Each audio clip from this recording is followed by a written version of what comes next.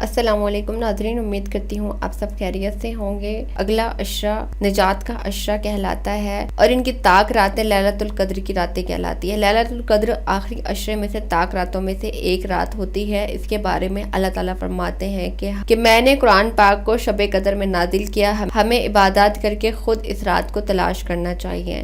آج اس ویڈیو میں آپ کو لیلۃ القدر کی 6 ایسی نشانیاں بتاؤں گی جس کو جاننے کے بارے میں ہر مسلمان بہت زیادہ خواہش رکھتا ہے اور بہت زیادہ تجسس رکھتا ہے۔ سب سے پہلی نشانی یہ ہے کہ اس رات کو روشنی کچھ انوکھی ہی ہوتی ہے، مطلب روشنی کچھ زیادہ ہی الگ ہوتی ہے۔ دوسری راتوں کی نسبت اس رات کی جو روشنی ہوتی ہے وہ کچھ الگ ہی ہوتی ہے۔ دوسری نشانی یہ ہے کہ اس رات انسان کو قلبی سکون محسوس ہوتا ہے، وہ سکون کسی دوسری رات میں محسوس نہیں ہوتا، انسان کا دل سکون محسوس کرتا ہے۔ تیسری نشانی، اس رات نہ کوئی آندھی آئے گی نہ کوئی زلزلہ آئے گا، بہت ہی پرسکون رات ہوگی، ہوائیں بھی رکی ہوگی اور بہت ہی خوشگوار ہوائیں ہوں گی۔ ایسی ہوائیں کبھی پہلے محسوس نہیں ہوں گی جو اس رات چل رہی ہوں گی۔ چوتھی نشانی یہ ہے کہ اس رات کے بعد جو سورج نکلتا ہے اس کی سرخی بہت کمزور ہوتی ہے، شعاعیں نہیں ہوتی، سفیدی ہوتی ہے۔ پانچویں نشانی یہ ہے کہ خواب میں دیکھنا، ہمارے انبیاؤں کو بھی خواب میں بشارت ہوتی تھی، خواب میں زیارت ہوتی تھی، اسی طرح سے اکثر نیک انسانوں کو بھی خواب میں لیلۃ القدر کی رات کی زیارت ہوتی ہے۔ چھٹی نشانی یہ ہے